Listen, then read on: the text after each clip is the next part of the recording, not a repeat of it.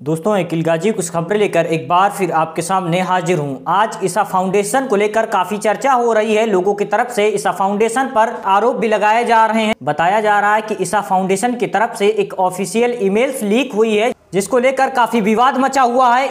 पत्रकार मीरा सिंह के द्वारा जो कहानी बताई गई है, इस कहानी में काफी चौंकाने वाले खुलासे हुए हैं। वहीं कल ईसा फाउंडेशन के एक कार्यक्रम में देश के गृह मंत्री अमित शाह शामिल हुए थे। वहीं दूसरी तरफ लोगों की तरफ से ईसा फाउंडेशन पर इस तरीके का आरोप लगाया जा रहा है। पहले तो आप मीरा सिंह की इस वीडियो को देखिए। मां प्रदत्ता सदगुरु को लिखे इस इंटरनल ईमेल में दूसरा मुद्दा उठाते हुए लिखती हैं, दीक्षा के दौरान लड़कियों को ऊपर के कपड़े उतारने के लिए कहा जाता है ताकि रीढ़ की हड्डी नग्न रहे।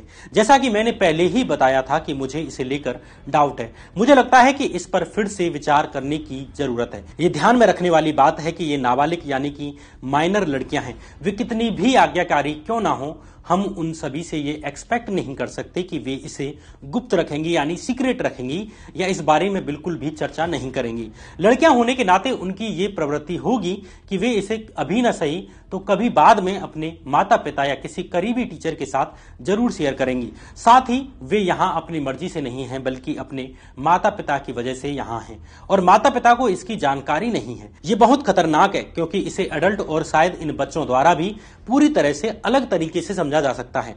हमने ये भी देखा है कि जब हम उन्हें दीक्षा से पहले ये करने के लिए कहते हैं तो उनके चेहरे का भाव बदल जाता है और उनके पास हम में से किसी के भी साथ इस पर चर्चा करने का कोई तरीका नहीं है। साथ ही वे बड़ी लड़कियां हैं और चाहे कितना भी समझाया जाए वे इन चीजों के बारे में सोचने लगती हैं। इसके अलावा अगर चीजें नेगेटिव हो गई तो ये संस्थान के लिए काफी रिस्की होगा और जिस तरह के आजकल के पेरेंट्स हैं वे अंडरस्टैंडिंग या कमिटमेंट के मामले में पहले बैच के पेरेंट्स की तरह नहीं है। इसलिए अब से ये बेहतर होगा कि लड़कियों को उनके ऊपरी शरीर को ढककर ही दीक्षा दी जाए। मां प्रदत्ता के इस ईमेल से पता चलता है कि सदगुरु के आश्रम में ब्रह्मचर्य की दीक्षा के नाम पर यानी कि इनिशिएशन के नाम पर नाबालिग लड़कियों के कपड़े उतरवाए जा रहे थे। उनसे कहा जाता था कि वे चेस्ट से ऊपर के कपड़े उतार कर आएं। दूसरा, नाबालिग लड़कियों के माता पिता को भी इसकी कोई खबर नहीं दी गई, उनसे कोई परमिशन नहीं ली गई थी कि उनकी बच्चियों के साथ ये किया जा रहा है, वो भी स्पिरिचुअलिटी के नाम पर।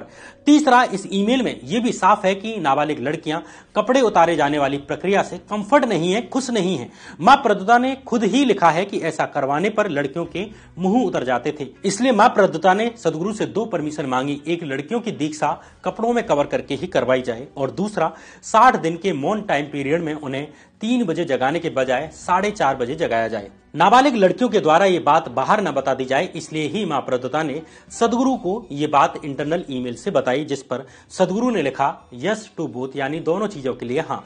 जिन सूत्रों से हमें ये ईमेल मिला उनके द्वारा ये दावा किया गया कि ये ईमेल चामुंडी333@gmail.com सदगुरु द्वारा इस्तेमाल किया जाता है। दूसरा, जिस तरह ईसा फाउंडेशन की मां प्रदत्ता ने अपने ईमेल को सदगुरु के नाम से संबोधित किया है, इससे भी ये पता लगता है कि इस ईमेल को सदगुरु ही चला रहे थे। फिर भी हम ये काम जांच एजेंसियों पर छोड़ते हैं कि वे ये पता लगाएं कि आखिर सदगुरु के आश्रमों में क्या हो रहा है।